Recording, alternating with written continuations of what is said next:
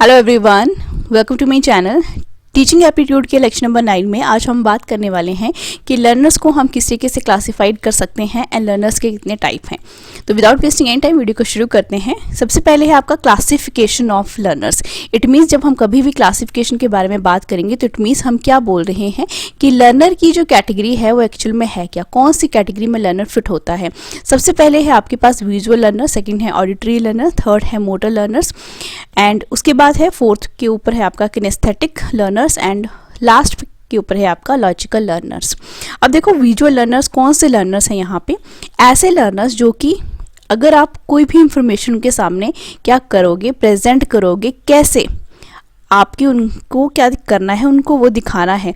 वो इन्फॉर्मेशन जो है वो किस में हो सकती है, या वो जो टॉपिक जो आप पढ़ा रहे हो वो पैटर्न की फॉर्म में भी हो सकता है, वो शेप्स की फॉर्म में भी हो सकता है, वो ग्राफ्स की फॉर्म में भी हो सकता है। तो इस तरीके के जो कोई भी आप फॉर्म जो आप क्या करो as a visual aid use करो बच्चों को इन्फॉर्मेशन देने के लिए, तो इस तरीके की कैटेगरी के बच्चे जो हैं वो ईजिली सीख जाते हैं। ठीक है, तो टीचर क्या कर सकता है, अच्छे तरीके से डिफ्रेंशिएट कर सकता है कि कौन से ऐसे स्टूडेंट्स हैं जो कि विजुअल लर्नर्स की कैटेगरी में आते हैं। अगर वो अच्छा सीख पा रहे हैं विजुअल एड से तो टीचर को विजुअल लर्नर्स को ध्यान में रखते हुए विजुअल एड्स का यूज़ करना चाहिए। इसके बाद है आपके पास auditory learners. Auditory learners means ऐसे लर्नर्स जो कि किस तरीके से सीखते हैं, बाय द साउंड। ठीक है, ऑडिटरी मीन्स यहाँ पे क्या है, साउंड। इट मीन्स उनको आप ऑडियो रिकॉर्डिंग सुना दो किसी भी लेसन्स की, ठीक है, तो उसके थ्रू वो क्या कर लेते हैं, बहुत अच्छे तरीके से सुन लेते हैं। तो इट मीन्स वो क्या करेंगे, ऑडियो क्लिप्स को सुनेंगे। ठीक है, ऑडियो क्लिप्स या ऑडियो रिकॉर्डिंग्स। या आप क्या कर सकते हो, अगर बच्चा साउंड को ही क्या कर रहा है, प्रेफर कर रहा है सीखने के लिए, तो इट मीन्स आप क्लास में क्या करवा सकते हो, ग्रुप एक्टिविटीज़ करवा सकते हो। और ये ग्रुप एक्टिविटी कैसी होनी चाहिए, ग्रुप डिस्कशन, जिसमें बच्चे बोल कर क्या करते हैं, एक दूसरे से इंफॉर्मेशन को शेयर करते हैं, जिसके थ्रू उनकी ऑडिटरी सेंसेस जो हैं वो काफ़ी ज़्यादा क्या होती हैं, इन्हेंस होती हैं, और जिसकी वजह से वो किसी भी इंफॉर्मेशन को ईजिली ग्रैब कर लेते हैं। ठीक है, तो इस तरीके से जो है जब हम आप ऑडियो क्लिप्स या ग्रुप डिस्कशन की बात कर रहे हैं, इट मीन्स बच्चा जो है कौन सी कैटेगरी से अच्छा सीख रहा है, ऑडिटरी वे में। ठीक है, तो यहाँ पर आप क्या कर सकते हो, जब हम साउंड के एस्पेक्ट में बात कर रहे हैं तो यहाँ पर आपने अगर ऑडिटरी ये सुनाना है तो आपको जो ऑडियो क्लिप्स बच्चों को प्रोवाइड करने हैं तो मेक श्योर कि वो जो ऑडियो क्लिप्स हैं उनकी पिच अच्छी होनी चाहिए। ठीक है, उनका वॉल्यूम भी सही होना चाहिए कि बच्चा जो है अगर सुन के ही उसने सीखना है तो वॉल्यूम भी उसका सही होना चाहिए। ठीक है, एंड प्रॉपर जो है वो क्या होना चाहिए, सिस्टमेटिक वे में प्रेजेंट हुआ होना चाहिए। ठीक है, स्टेप बाय स्टेप जो है इन्फॉर्मेशन आपने उसको क्या करनी है, प्रोवाइड करनी है। सिस्टमेटिक वे में बोलने का मतलब क्या है कि प्रॉपर एक रिदम में आपका टॉपिक चल रहा हो, बीच में कोई भी डिस्टर्बेंस ना हो। तो इस तरीके से बच्चा जो है उन ऑडियो क्लिप्स को सुन के या ग्रुप डिस्कशन करके क्या करता है, इन्फॉर्मेशन को ग्रैब करता है। तो इस तरीके से ये कौन सी कैटेगरी के लर्नर्स है, ऑडिटरी लर्नर्स। थर्ड के ऊपर आपके पास क्या है, मोटर लर्नर्स है। मोटर लर्नर्स ऐसे जो कि मोटर एक्टिविटीज़ करके जो हैं वो सीखते हैं। ठीक है, मोटर एक्टिविटीज़ मतलब एक्चुअल में वो क्या करेंगे, परफॉर्म करेंगे। मोटर एक्टिविटीज़ इट मीन्स वहाँ पे अगर उन्होंने कोई साइंस का स्टूडेंट है, उसने क्या करना है, कोई अपनी मोटर स्किल्स दिखानी है। ठीक है, इट मीन्स वहाँ पे क्या होना चाहिए, एक्शन होना चाहिए।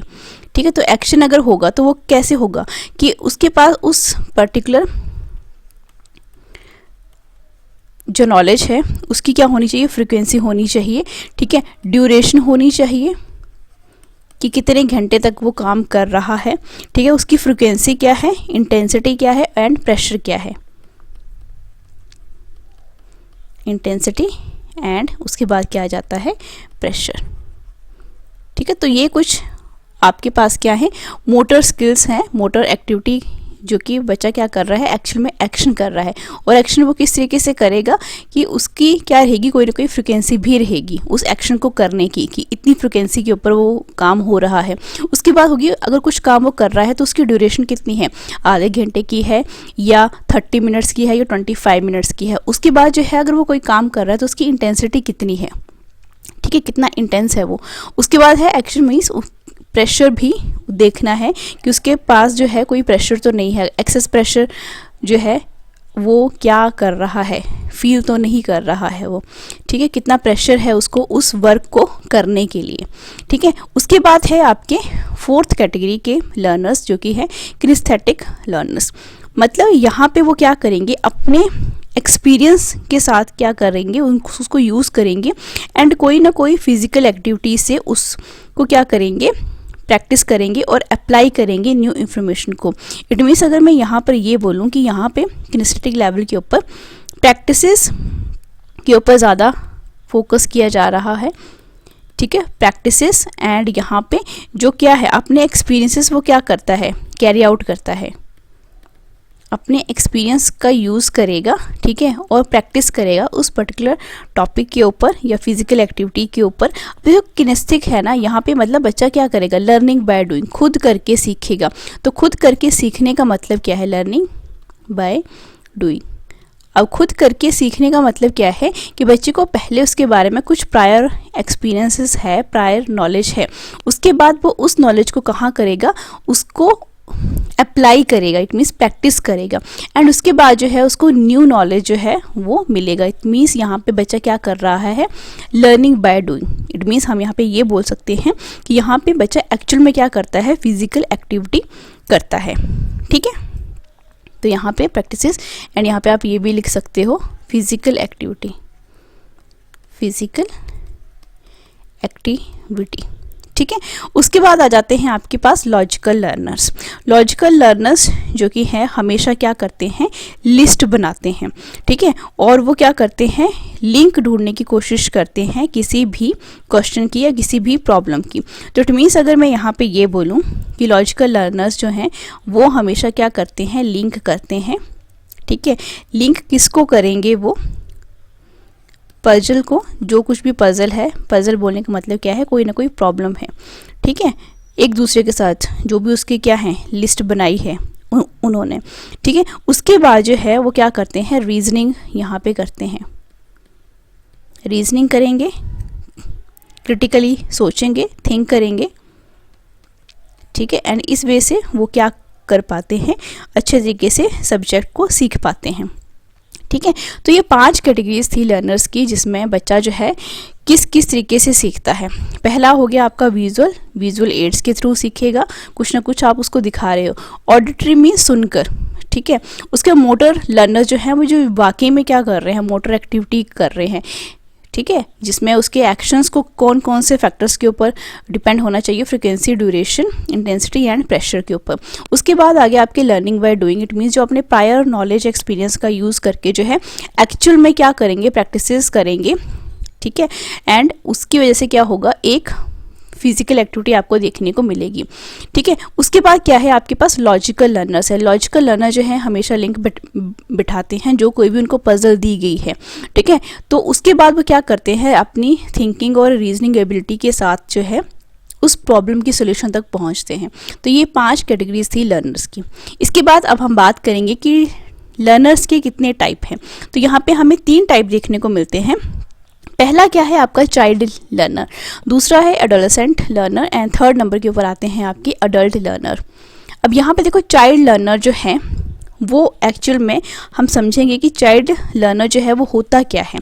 तो चाइल्ड जो है वो हमेशा उसको क्या चाहिए होता है, कोई ना कोई एक अच्छा इन्वायरमेंट चाहिए होता है सीखने के लिए, ठीक है, जो कि बार बार उसको क्या करे, सिखाने की कोशिश करे। उसके बाद जो है उसको डिफरेंट तरीक़ों से सीखना पसंद होता है क्योंकि वो चाइल्ड है, ठीक है। 12 साल से 11 साल का बच्चा जो है वो क्या है, चाइल्ड है, तो वो अलग अलग तरीक़ों से सीखने की कोशिश करता है, ठीक है। डिफरेंट वे में वो क्या करेगा, एक्ट करेगा, प्ले करेगा एंड फिर वो क्या करेगा, सीखेगा, ठीक है। तो इस तरीके का उसको क्या चाहिए होता है, एक स्टिमुलेटिंग इन्वायरमेंट चाहिए होता है। उसके बाद जो है अगर उसने क्या करना है, सीखना है, तो वो मल्टीपल प्रैक्टिसेस करेगा, तो उसको मैनी चांसेस भी दिए जाते हैं टीचर्स के थ्रू। तो हम ये बोल सकते हैं कि इस एज में, यानी चाइल्ड अगर हम लर्नर की बात कर रहे हैं, तो इस स्टेज के ऊपर जो है उसको बहुत ज़्यादा चांसेस की ज़रूरत पड़ती है प्रैक्टिस के लिए, जो कुछ भी वो क्या कर रहा है, लर्न कर रहा है, मैनी चांसेस फॉर लर्निंग, ठीक है। उसके बाद जो है जो एक्टिविटी मेथड जो है वो बेस्ट है उसकी लर्निंग के लिए। एक्टिविटी जब तक नहीं करते हैं बच्चे तब तक वो सीख नहीं पाते हैं। तो क्वेश्चन ऐसे भी राइज हो सकता है कि चाइल्ड लर्नर में जो बेस्ट सूटेबल मेथड है लर्निंग का वो क्या है। तो यहाँ पे एक्टिविटीज़ से बच्चा ज़्यादा सीखता है। जितनी ज़्यादा आप एक्टिविटीज़ करवाओगे उतने ज़्यादा उसको चांसेस मिलते हैं लर्निंग के लिए, और यही क्या हो जाता है, उसका बेस्ट मेथड हो जाता है लर्निंग के लिए। अब इसके बाद है कि बच्चा क्या करता है अगर एक्टिविटी में अगर वो एंगेज है, ठीक है। तो जो ये एक्टिविटी मेथड है इसमें वो क्या करेगा, हर एक चीज़ को, जो कुछ भी अगर वो एक्टिविटी के अंदर है तो वो ऑब्जर्व करना शुरू कर देता है चीज़ों को, ठीक है। चीज़ों को वो क्या करता है, अच्छे तरीके से देखता है, ठीक है। उसके बाद क्या करता है, फिर रिस्पॉन्ड करता है, ठीक है। ऑब्जर्व करेगा पहले, ठीक है, चीज़ों को, फिर वो क्या करेगा, वॉच करेगा अच्छे तरीके से, एंड फिर वो क्या करेगा, रिस्पॉन्ड करेगा। इसके बाद आपका नेक्स्ट क्या है 6th के ऊपर, दैट इज़ कि बच्चा क्या करता है, साउंड को सुनता है। अगर वो एक्टिविटी कर रहा है तो साउंड को सुनता है, और फिर उसके बाद ऑब्जर्वेशन, मतलब साउंड को सुनकर, ठीक है, एक्टिविटी में सुनकर फिर वो क्या करेगा, उनको अच्छे तरीके से एनालाइज करेगा, एंड फिर वो क्या करता है, उन साउंड्स को क्या करना शुरू कर देता है, बनाना शुरू कर देता है, ठीक है। अगर कोई टीचर जो है राइम्स पढ़ा रहे हैं, ठीक है, तो वो पहले उन साउंड्स को सुनेगा एंड फिर एग्जैक्ट वे में वो क्या करेगा, उनको रिपीट करेगा। इट मीन्स वो भी क्या करेगा, साउंड प्रोड्यूस करना शुरू कर देगा।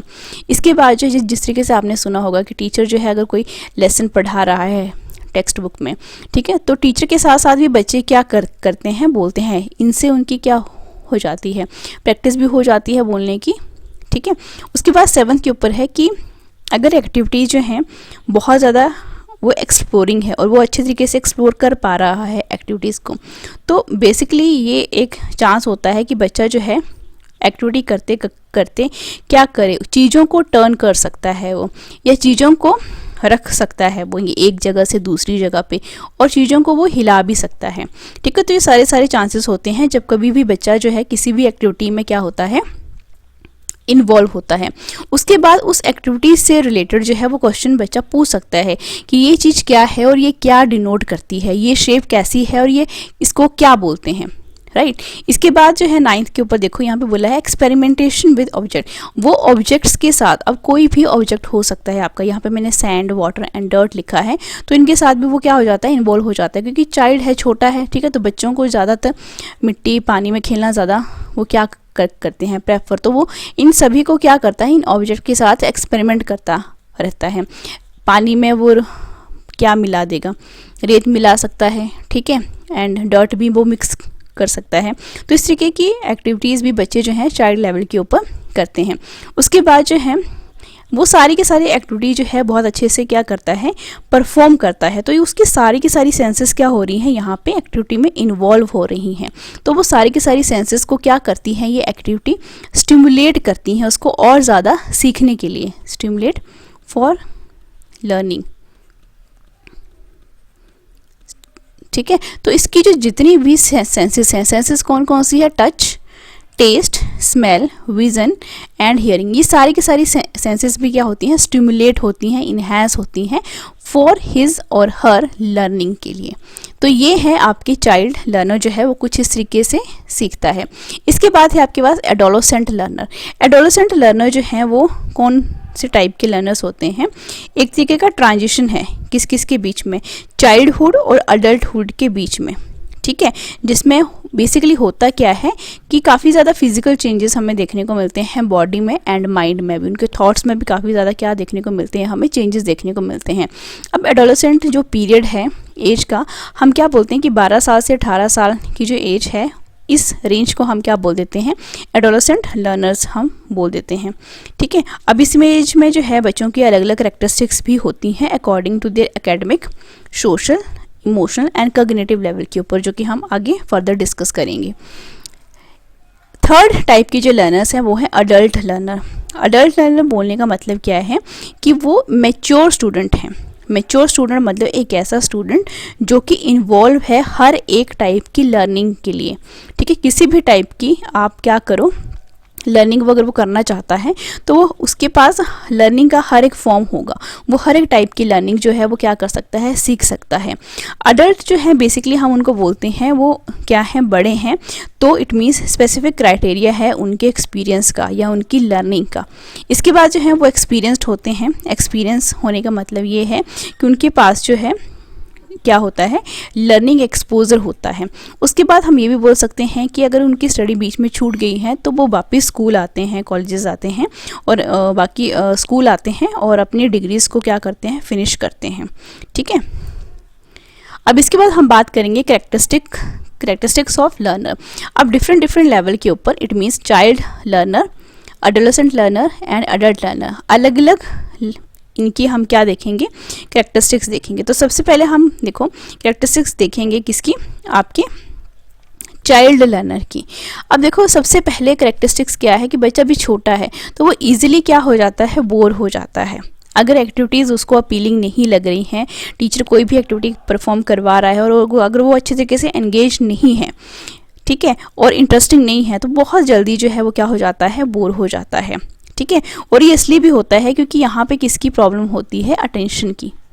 ठीक है, कि बच्चे यहाँ पे क्या है, अटेंशन सीकर्स होते हैं, तो अटेंशन प्रॉपर ना मिलने की वजह से वो जल्दी क्या हो जाते हैं, बोर हो जाते हैं। ठीक है, हर 10-10 मिनट के बाद क्या चाहिए होता है, उनको कोई ना कोई एक मोटिवेशन चाहिए होता है, वरना वो डिसइंटरेस्टेड दिखते हैं लर्निंग में। इसके बाद है कि जो लर्नर्स हैं, चाइल्ड लर्नर्स जो हैं, वो मीनिंग ओरिएंटेड होते हैं। इट मीन्स उनको जो कुछ भी पढ़ाया जा रहा है उनको उसका मीनिंग पता होना चाहिए। उनको कोई लेना देना नहीं है लॉजिकल रीजनिंग के साथ। ठीक है, वो ज़्यादा सोचते नहीं हैं, बस उनको जो कुछ भी आप बता रहे हो उसका क्या बता दो, उनको मीनिंग बता दो तो वो खुश रहते हैं। तो यहाँ पे ये भी पूछा जा सकता है कि मीनिंग ओरिएंटेशन जो है या मीनिंग ओरिएंटेड जो लर्नर्स होते हैं वो कौन से होते हैं। आपको child learner, adolescent learner and adult learner बता दिए होंगे और ऑप्शंस में से आपको चूज़ करना होगा। इसके बाद है कि बच्चा जो है यहाँ पे खुद क्या करता है, डिस्कवर करने की कोशिश करता है। ठीक है, क्योंकि चाइल्ड लेवल है तो यहाँ पे बच्चे जो हैं एक्टिविटी में जो इन्वॉल्व हो गए तो हर चीज़ को वो छूना चाहता है, टच करना चाहता है, अपनी सेंसेस का यूज़ करना चाहता है। तो यही जो उसकी सेंसेस हैं ये क्या होती हैं, उसके अंदर उत्सुकता जगाती हैं। ठीक है, तो वो क्या करता है, और ज़्यादा इन्वॉल्व होने के लिए वो क्या करता है, नई नई चीज़ों को डिस्कवर करना शुरू कर देता है। ठीक है, अगर कोई शेप है, ठीक है, स्क्वायर शेप है, तो वो उसको क्या करेगा, तोड़ मरोड़ के देखने की कोशिश करेगा कि क्या मैं इससे कोई गेंद बना सकता हूँ। ठीक है, तो इस तरीके के जो लेवल्स होते हैं वो क्या करते हैं, चाइल्ड लर्नर जो हैं वो परफॉर्म करते रहते हैं कि नई नई चीज़ों को वो क्या करते हैं, डिस्कवर करते रहते हैं। उसके बाद जो है यहाँ पर चाइल्ड लर्नर जो हैं वो हमेशा प्रेफर करते हैं कॉन्क्रीट एक्टिविटीज़। कॉन्क्रीट एक्टिविटीज़ का मतलब यहाँ पे है कि अपने वे में वो क्या करता है, सीखता है। ठीक है, जो कि जिस तरीके से अगर आप अडल्ट की बात करो तो वो ज़्यादा एनालिटिक होते हैं, लेकिन यहाँ पे बच्चा इतना ज़्यादा एनालिटिक नहीं होता है। तो इसलिए वो क्या करता है कि आप कुछ भी क्वेश्चन उनसे पूछो तो उसको उतना ही आंसर जो है क्या चाहिए होता है, मतलब एक फिक्स्ड आंसर जो है, ठीक है, कि कॉन्क्रीट है वो। ठीक है, तो यहाँ पे बच्चा क्या करता है, प्रेफर करता है कॉन्क्रीट एक्टिविटीज़ को। ठीक है, जिस तरीके से मैंने यहाँ पे बताया ना कि उसको उससे मतलब पता होना चाहिए। लॉजिकल रीजनिंग या ज़्यादा कॉग्निटिव लेवल के ऊपर जो है वो नहीं सोच पाता है, तो वो वही एक्टिविटीज़ को प्रेफर करेगा जो कि क्या हो, कॉन्क्रीट बेस्ड हो। इसके बाद जो है चाइल्ड लर्नर जो है वो ज़्यादा क्या होते हैं, ईगो सेंट्रिक है। ईगो सेंट्रिक बोलने का मतलब क्या है कि वो सिर्फ और सिर्फ अपने बारे में बात करते रहते हैं। ठीक है, उनको क्या चाहिए होती है, अटेंशन चाहिए होती है। अगर उनको अटेंशन ना मिले तो वो क्या शो करना शुरू कर देते हैं, ईगो शो करना शुरू कर देते हैं। इसके बाद जो है बच्चा जो है क्या होता है, बहुत ज़्यादा इमेजिनेटिव होता है। उसको डिफ्रेंशिएट करना नहीं आता है कि what is reality and what is real life. ठीक है, तो इमेजिनेशन और इसके बीच में वो ज़्यादा से ज़्यादा क्या नहीं करते हैं, डिफ्रेंशिएट नहीं कर पाते हैं। वो अपनी ही इमेजिनेशन में रहते हैं। ठीक है, कि ऐसा होगा वैसे होगा, वो अपनी ही स्टार्स की दुनिया में आपको देखने को मिलेंगे। इसके बाद जो है बच्चा क्या करता है, इमिटेट भी करता है जो कुछ भी उसको पढ़ाया जा रहा है। ठीक है, तो उसको क्या करेगा, इमिटेट करेगा और अपनी तरफ से नई नई चीज़ों को डिस्कवर करने की कोशिश करेगा। ठीक है, तो ये थे कुछ पॉइंट्स चाइल्ड लर्नर्स के बारे में, या हम ये बोल सकते हैं कि ये कुछ कैरेक्टरिस्टिक्स हैं जो कि किसको शो करती हैं, चाइल्ड लर्नर्स को शो करती हैं। इसके बाद आ जाओ जरा आप एडोलेसेंट लर्नर्स के ऊपर। एडोलेसेंट लर्नर के ऊपर यहाँ पे बिल्कुल ध्यान से सुनिएगा जो कुछ भी मैं बोल रही हूँ, ठीक है। इंटेलेक्चुअल डेवलपमेंट यहाँ पे होती है।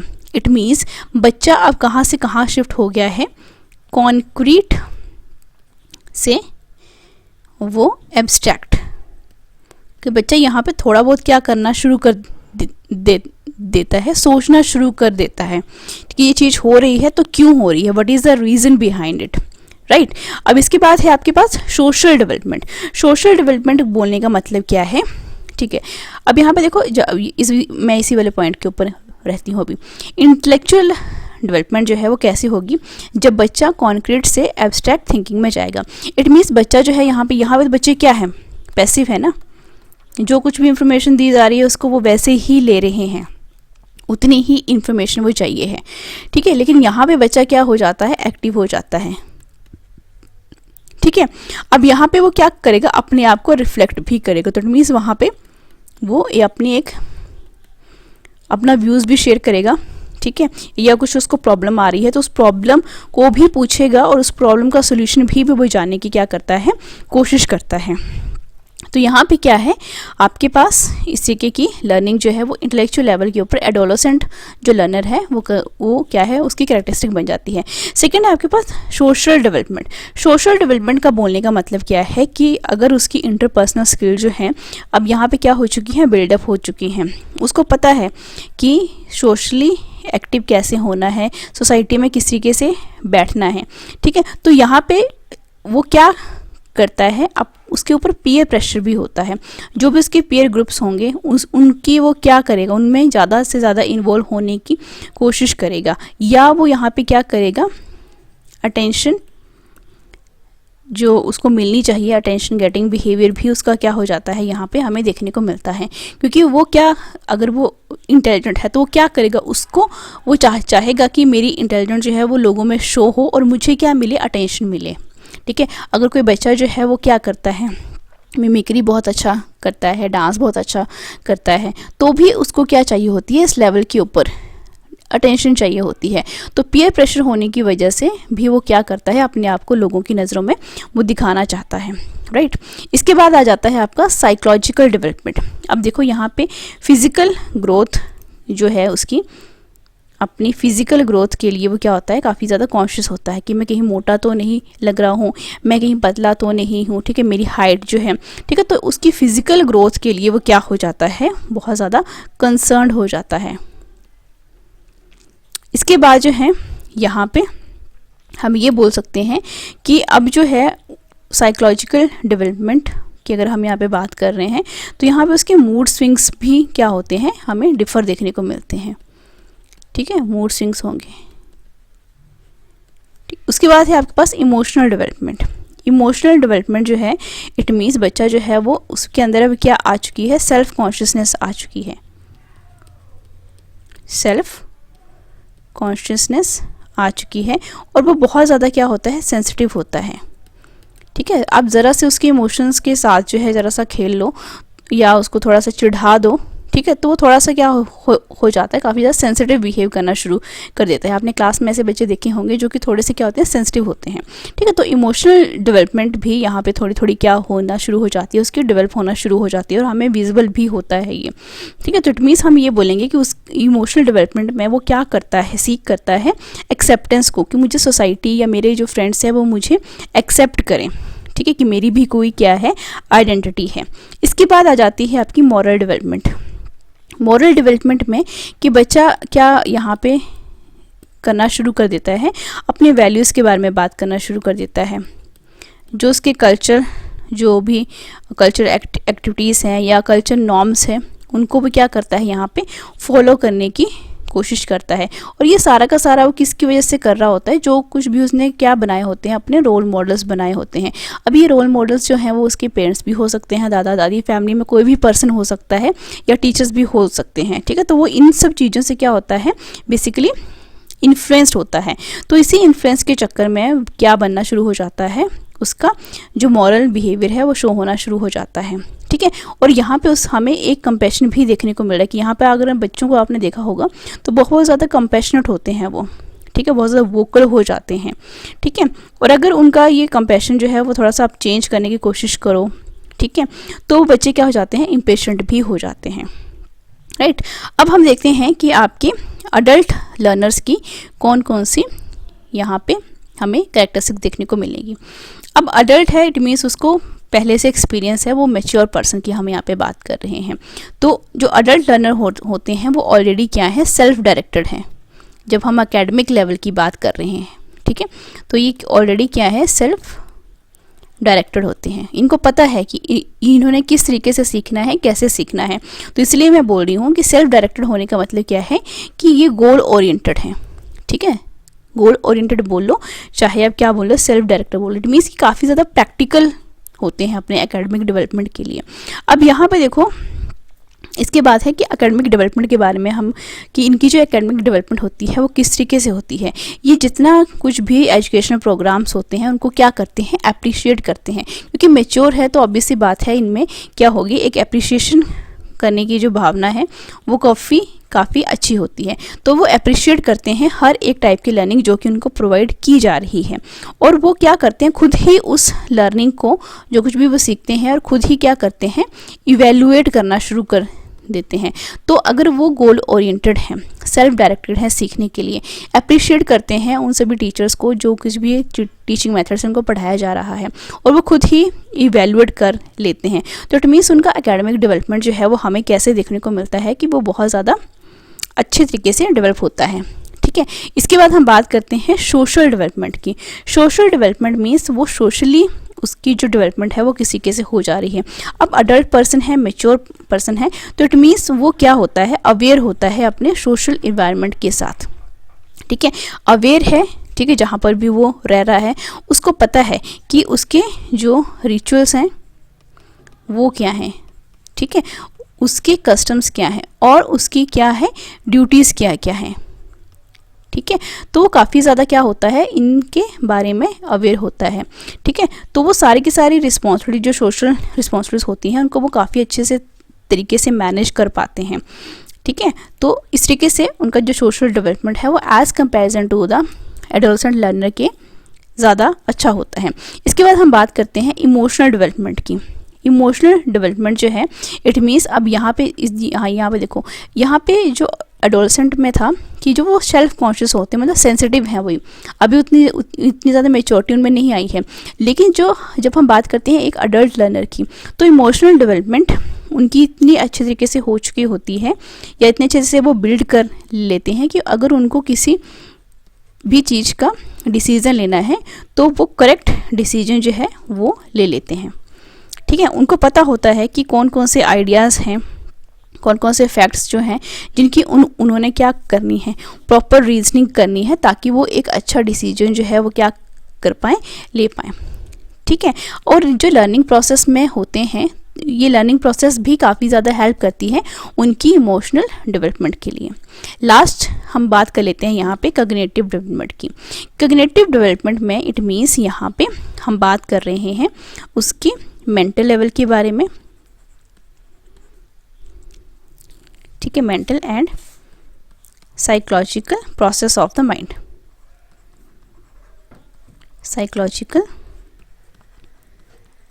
प्रोसेस ऑफ माइंड, ठीक है, कि बच्चा जो है अपने मेंटल लेवल के ऊपर किस तरीके से सोचता है, उसकी जो प्रोसेस है, साइकोलॉजिकल प्रोसेस जो है किसकी, माइंड की, वो कितना अच्छा वर्क करती है, वो कितने अच्छे तरीके से क्या कर पा रहा है, किसी भी चीज़ को परसीव कर पा रहा है, मैं परसेप्शन क्वालिटी जो है वो उसकी कितनी अच्छी है, ठीक है, जिसकी वजह से वो क्या करेगा, साइकोलॉजिकल या जो भी आर्गुमेंटेटिव जो फैक्टर्स होते हैं उनको वो क्या कर पाता है, रिजॉल्व कर पाता है, ठीक है। तो यहाँ पर उसकी रिजॉल्विंग की जो पावर है, रिजॉल्विंग की जो पावर है वो काफ़ी ज़्यादा क्या हो जाती है, इन्हांस हो जाती है।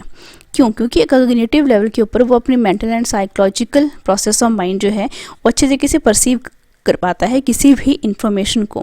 तो जो अडल्ट लर्नर्स हैं, हम ये बोल सकते हैं कि वो ज़्यादा एफिशिएंट होते हैं, ठीक है, किसके बारे में, अपनी मॉरल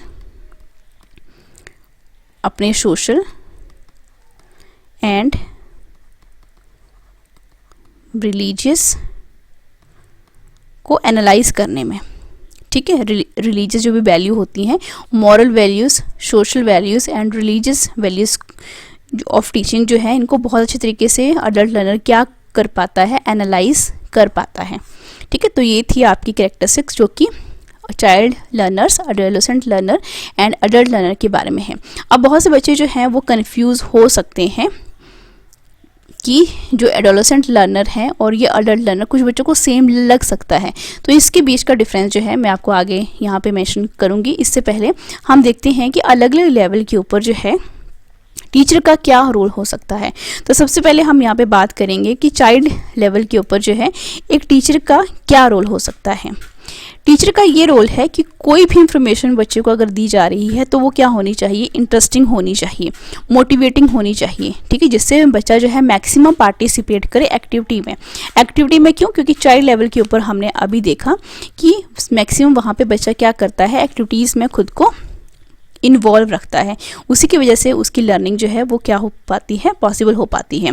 इसके बाद है उसने प्रेज भी करना है। बच्चा कुछ भी कर रहा है, चाहे वो सही है चाहे वो गलत है, हर एक स्टेप के ऊपर 10-10 मिनट के बाद, 15-15 मिनट के बाद, ठीक है, आपने बच्चे की परफॉर्मेंस को क्या करना है, प्रेज करते जाना है, ठीक है। इसके बाद क्या है कि बच्चा जो है, अगर आप लैंग्वेज पढ़ा रहे हो, ठीक है, तो क्या होना चाहिए कि बच्चा जो है वो क्या करता है, टीचर को ही इमिटेट करता है। तो आपको एक अच्छा मॉडल बनना है ताकि बच्चा आपकी लैंग्वेज क्या करे, रिफ्लेक्ट करे अपने शब्दों में, ठीक है। तो इसलिए हम बोलते हैं कि टीचर को मॉरली अच्छी लैंग्वेज का यूज़ करना चाहिए, क्योंकि बच्चा जो है इस लेवल के ऊपर क्या कर रहा होता है, इमिटेट कर रहा होता है, दोहरा रहा होता है, ठीक है। इसके बाद जो है, अगर यहाँ पे मैंने लैंग्वेज की बात करी है तो यहाँ पे लैंग्वेज मीन्स अगर का एक वर्ड भी है, ठीक है, तो गलत प्रोनाउंसिएशन यहाँ पे नहीं होनी चाहिए, क्योंकि बच्चा भी फिर वो गलत ही बोलेगा। अगर आपने क्लास में कोई एक शब्द जो है, एक वर्ड आपने गलत बोल दिया है तो बच्चा भी इमिटेट करेगा, ठीक है। तो आपने अच्छे तरीके से वर्ड्स का यूज़ करना है, लैंग्वेज का अच्छे तरीके से यूज़ करना है, गलत प्रोनाउंसिएशन बिल्कुल भी नहीं करनी है। इसके बाद है कि क्लासरूम जो है आपने माहौल इस तरीके से बनाना है कि वो क्या लगे, अपीलिंग लगे, एनर्जेटिक लगे और कलरफुल लगे।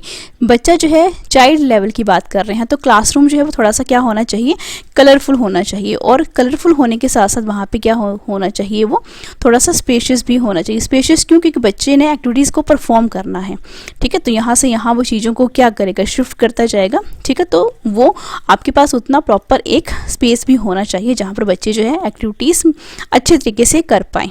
उसके बाद है क्लास का जो माहौल है वो स्ट्रेस फ्री होना चाहिए।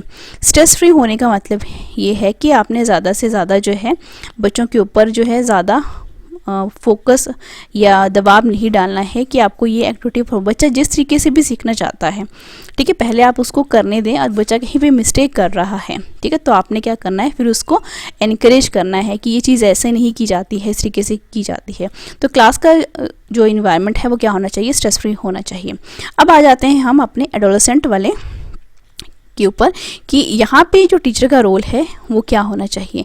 अब यहाँ पे एडोलेसेंट इट मीन्स यहाँ पे बच्चा जो है कॉन्क्रीट से एब्स्ट्रैक्ट के ऊपर आ चुका है प्रोसेस में, तो यहाँ पे टीचर को यूज़ करने चाहिए ऐसे ऐसे मेथड्स या ऐसे सेशन जो कि क्या करें, ब्रेनस्टॉर्मिंग प्रोसेस को इन्हेंस करें। तो इट मीन्स यहाँ पे वो क्या कर सकते हैं, ब्रेनस्टॉर्मिंग जो है इट मीन्स वो क्या करेंगे, बच्चों को ग्रेट जो भी पर्सनैलिटीज़ हैं उनकी स्टोरीज़ को सुना सकते हैं, जिसके अंदर उनमें एक डेवलप ऑफ होप जो है, होप ऑफ सक्सेस जो है वो क्या हो सके, डेवलप हो सके, ठीक है। उसके बाद जो है आपने डिफरेंट कमेटीज़ बनानी हैं। डिफरेंट कमेटीज़ बनाने का मतलब क्या है कि बच्चा जो है अब क्या करना शुरू कर दे, अपनी एब्स्ट्रैक्ट नॉलेज को यूज़ करना शुरू कर दें। इसके बाद है रेमेडियल टीचर भी आपने प्रोवाइड करनी है कि अगर बच्चे को कोई क्या है नीड है, ठीक है, रेमेडियल नीड की, इट मीन्स हम बेसिकली किसकी बात कर रहे हैं, यहाँ पे कोचिंग की ही बात कर रहे हैं, ठीक है। तो कोचिंग भी नीडी बच्चों को यहाँ पे रेमेडियल टीचर के थ्रू जो है आप पढ़ा सकते हो। उसके बाद जो है अगर आपने इवैल्यूएशन करनी है तो अच्छे तरीके से कॉन्टिन्यूस कम्प्रीहेंसिव इवैल्यूएशन आपने करनी है। और यहाँ पे एक बात ये भी है कि जो टीचर और स्टूडेंट का जो रेशो है वो भी क्या होना चाहिए, अच्छा होना चाहिए, ठीक है। और यहाँ पे एडोलेसेंट लर्नर में आप एक और चीज़ कर सकते हो कि यहाँ पे आप फील्ड ट्रिप्स भी ऑर्गेनाइज कर सकते हो, ठीक है, जिससे ब्रेनस्टॉर्मिंग की जो प्रोसेस है वो काफ़ी अच्छे से बिल्ड होती है एडोलेसेंट लर्नर के केसेस में।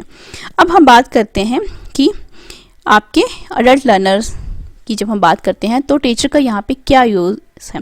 अब अडल्ट लर्नर जो है वो ऑलरेडी क्या है, मैच्योर है, उसको ऑलरेडी एक्सपीरियंसेस हैं, वो काफ़ी कुछ सीख चुका है अपनी लाइफ में। सिर्फ वो क्या कर रहा है, अब अपने प्रीवियस नॉलेज को न्यू इन्फॉर्मेशन के साथ लिंक करके और ज़्यादा उसको क्या कर रहा है, नॉलेज को इन्हेंस कर रहा है। तो यहाँ पे टीचर का ये रोल है कि उसको डाइवर्स टाइप का नॉलेज से, अलग अलग फील्ड से उसको क्या है, डाइवर्सिफाइड वे में उसको क्या प्रोवाइड करें, नॉलेज को प्रोवाइड करें, ठीक है। और यहाँ पर वो जितनी ज़्यादा इन्वॉल्वमेंट कर सकते हैं किसकी, अडल्ट लर्नर्स की, वो क्या करें, उनकी इन्वॉल्वमेंट को हमेशा क्या करें, वहाँ पे रखिए। अब इन्वॉल्वमेंट जो है आप किसकी कर सकते हो, आप कंटेंट की भी कर सकते हो, ठीक है, आप लर्नर्स की भी यहाँ पे कर सकते हो। और यहाँ पर आपके जो डिफरेंट मेथड्स हैं, लर्निंग मेथड्स जो हैं, टीचिंग मेथड्स हैं, उनकी भी इन्वॉल्वमेंट आप कर सकते हो, ताकि डाइवर्सिटी मतलब अलग अलग टाइप का जो नॉलेज है अडल्ट लर्नर को हो सके। उसके बाद यहाँ पे है कि फ्रीडम टू एक्सप्रेस मोर। आप यहाँ पे जो लर्नर्स हैं मैच्योर हैं, तो यहाँ पे फुल फ्रीडम होती है लर्नर्स को कि वो एक्सप्रेस बहुत अच्छे तरीके से कर पाते हैं, ठीक है। उसके बाद है कि आपने जब इतना ज़्यादा डाइवर्स नॉलेज उनको प्रोवाइड कर दिया है, तो वो अपनी पुरानी इन्फॉर्मेशन के साथ जो है नई इन्फॉर्मेशन को लिंक करके जो है प्रॉब्लम को सॉल्व ईजिली कर पाते हैं। इससे उनकी क्या होती हैं, कॉग्निटिव एबिलिटीज़ जो हैं वो और ज़्यादा क्या हो जाती हैं, शार्पन हो जाती हैं, ठीक है। इसके बाद हम देखेंगे कि थोड़ा सा अगर आपको डाउट है difference between adolescent and adult learners के बारे में। एक तरफ मैंने यहाँ पे लिखे हैं एस्पेक्ट कि हम कौन कौन से एलिमेंट यहाँ पे देखेंगे, एंड एक तरफ है आपके पास एडोलेसेंट लर्नर और एक तरफ है आपके पास अडल्ट लर्नर।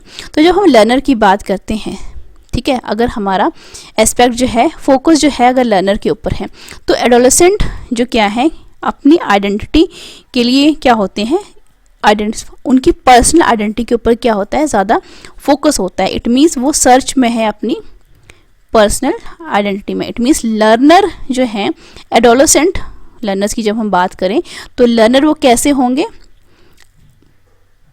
अपनी आइडेंटिटी को सर्च करने वाले होंगे। और इसी मैनर में अगर हम लर्नर्स की बात करें, अडल्ट लर्नर जो हैं, तो वो ये क्या होते हैं, इनको आइडेंटिटी सर्च करने की ज़रूरत नहीं पड़ती है, ये ऑलरेडी क्या होते हैं, डिसिप्लिन्ड होते हैं, ठीक है। ऑलरेडी इनको पता है कि इनकी आइडेंटिटी कहाँ है, ये कहाँ पे स्टैंड करते हैं। उसके बाद है आपके पास कि जो रोल ऑफ लर्नर्स की एक्सपेक्टेशंस हैं वो किस तरीके से देखी जाती हैं। अब देखो, हमेशा एडोलेसेंट जो है वो क्या डिमांड करता है, चाहता क्या है कि ज़्यादा से ज़्यादा एक्टिविटीज़ करवाई जाएँ जो कि उनकी नीड्स के अकॉर्डिंग मिले, ठीक है। तो इससे उनकी जो लर्निंग है वो काफ़ी ज़्यादा क्या हो, एक्सपेक्टेशन से मिल पाए और अच्छी तरीके से उनकी लर्निंग हो पाए। तो इट मीन्स यहाँ पे नीड किसकी पड़ती है, एक्टिविटीज़ की। वो चाहता है कि टीचर हमें क्या करें, ज़्यादा से ज़्यादा एक्टिविटीज़ में इन्वॉल्व रखें। लेकिन जब हम बात करते हैं अडल्ट की, तो यहाँ पर उनको क्लियर अंडरस्टैंडिंग होती है किसकी, अपने लर्निंग ऑब्जेक्ट्स की, ठीक है। Clear understanding about the learning, कि वो अगर कुछ भी इंफॉर्मेशन ले रहे हैं तो वो किसके लिए ले रहे हैं, उनके लर्निंग ऑब्जेक्टिव जो है पहले से ही क्या होते हैं, क्लियर होते हैं। लेकिन यहाँ पर ये क्लियर नहीं होते हैं, उनको बार बार टीचर की क्या चाहिए होती है, मदद चाहिए होती है, ठीक है, एक्टिविटीज़ को परफॉर्म करवाने के लिए। उसके बाद है कि आपका, अगर मैं बात करूँ कि ओरिएंटेशन टू लर्निंग जो है किस तरीके से होता है एडोलेसेंट में और अडल्ट में, तो लर्निंग जो है डिस्ट्रप्टिव हो जाती है अगर बच्चे का इंटरेस्ट वहाँ पे बिल्कुल भी नहीं है, ठीक है। यह लेसन जो है वो काफ़ी ज़्यादा बोरिंग है।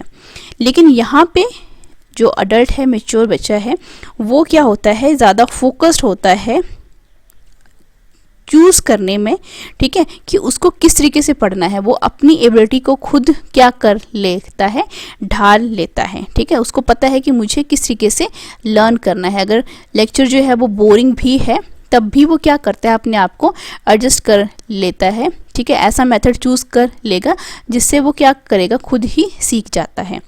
अब यहाँ पे मोटिवेशन की अगर हम बात करें तो एडोलेसेंट जो है उनको मोटिवेशन जो है वो टीचर से चाहिए होता है, ठीक है। लेकिन अडल्ट जो हैं बच्चे, वो मोटिवेशन के लिए टीचर के ऊपर जो है किसी भी तरीके से रिलाई नहीं करते हैं, वो क्या रहते हैं, ऑलरेडी सेल्फ मोटिवेटेड रहते हैं, सेल्फ मोटिवेटेड।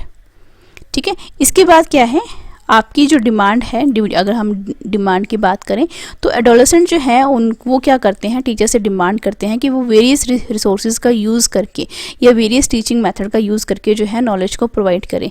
लेकिन जो अडल्ट हैं उनके पास ऑलरेडी क्या है, काफ़ी ज़्यादा वाइड रेंज है नॉलेज की और एक्सपीरियंस की, तो वो ये जो डिमांड वाला फैक्टर है वो टीचर से नहीं करते हैं। उन्हें ये पता है कि ऑलरेडी उनके पास क्या है, wide range of knowledge and experience है, जो कि वो क्या करेंगे, अपनी एक्सपेक्टेशन जो है रिगार्डिंग द लर्निंग वो ईजिली मीटअप कर लेंगे। ठीक है, इसके बाद अगर हम इन्वायरमेंट की बात करें तो एडोलेसेंट जो लर्नर्स हैं वो टीचर के अकॉर्डिंग खुद को ढालते हैं। तो वो ये चाहते हैं कि टीचर जो है बिल्ड करे एक तरीके का ब्रिज किस किस के बीच में, आपके जो आपका कंटेंट है, ठीक है, एंड द चाइल्ड। ठीक है, तो ये सारी की सारी रिस्पॉन्सिबिलिटी वो क्या सोचते हैं कि टीचर की है। लेकिन जो अडल्ट हैं, ठीक है, वो क्या होते हैं, खुद इतने एबल होते हैं कि वो वाइड रेंज ऑफ एक्टिविटीज़ क्या कर सके, खुद ऑर्गेनाइज कर सके। उनको किसी भी तरीके से क्या है, इन्वायरमेंट को क्रिएट करने की ज़रूरत नहीं है, वो खुद ही इन्वायरमेंट को क्या कर लेते हैं, अपनी नॉलेज के अकॉर्डिंग क्रिएट कर लेते हैं। इसके बाद एक्टिविटीज़ जो हैं, अब यहाँ पे बच्चा जो है एब्स्ट्रैक्ट इश्यूज उसको होते हैं। ठीक है, वो लर्न कर रहा है, कॉन्क्रीट से वो एब्स्ट्रैक्ट के ऊपर पहुंच चुका है, लेकिन उसको इतनी एब्स्ट्रैक्ट नॉलेज यहाँ पे नहीं मिलती है। तो यहाँ पर ये जनरली देखा गया है कि उसको कुछ चैलेंजेस जो हैं फेस करने पड़ते हैं रिगार्डिंग द एब्स्ट्रैक्ट इश्यूज। ठीक है, लेकिन यहाँ पर जो है अडल्ट जो है वो क्या करता है, काफ़ी अपने वेरियस रेट्स के थ्रू सीखता है, डिफरेंट वे में सीखता है, जो कुछ भी उसकी इंटेलेक्चुअल, एजुकेशन, पर्सनैलिटी या कॉग्निटिव जो उसका लेवल है। तो यहाँ पे अडल्ट जो है वो अपनी कॉग्निटिव अपने स्टाइल्स में वो खुद ही क्या कर लेता है, सीख लेता है। अब अगर हम इवैल्यूएशन की बात करें तो यहाँ पे इवैल्यूएट जो है एडोलेसेंट किस तरीके से करते हैं कि काफ़ी ज़्यादा ये क्या है, पर्सनल इनिशिएटिव होता है कि उनकी जो एनर्जीज़ हैं बाकी में एक्शन में मूव कर रही हैं या नहीं मूव कर रही हैं। ठीक है, तो यहाँ पे क्या है, काफ़ी ज़्यादा वो पर्सनल इनिशिएटिव एडोलेसेंट जो बच्चे हैं वो लेते हैं, और ये पर्सनल जो इनिशिएटिव है या जो एनर्जी है ये फिर किस में कन्वर्ट हो जाती है, एक्शंस में कन्वर्ट हो जाती है। इसके बाद जब हम बात करते हैं अडल्ट लेवल के ऊपर, तो अडल्ट लेवल के ऊपर जो है वो क्लासरूम में इसलिए आते हैं क्योंकि ऑलरेडी उनके पास क्या है, डाइवर्स नॉलेज है। ठीक है, उनके पास ऑलरेडी क्या है, अपने ओपिनियंस हैं, अपने थॉट्स हैं। ठीक है, जो कि क्या होनी चाहिए, जिनको रिस्पेक्ट मिलनी चाहिए। ठीक है, रिस्पेक्ट मिलनी चाहिए। ठीक है, जिसकी वजह से ऑलरेडी वो क्या कर लेते हैं, खुद को इवेल्युएट कर लेते हैं न्यू नॉलेज के साथ इंफॉर्मेशन को ऐड करके। लेकिन इस लेवल के ऊपर ये नहीं होता है, ये काफ़ी पर्सनल उनका व्यू होता है एडोलेसेंट लर्नर का। ठीक है, अगर वो एक्शन में उसको कन्वर्ट कर देते हैं तब जाके हमें ये पता लगता है कि एडोलेसेंट बच्चा जो है वो खुद को क्या कर पा रहा है, इवेल्युएट कर पा रहा है। तो ये था आज का लेक्चर जिसमें हमने डिस्कस किया है classification of learners and styles of learners. आज की वीडियो में सिर्फ इतना ही, मिलते हैं नेक्स्ट वीडियो में। Till then thank you so much, like share and subscribe for more videos.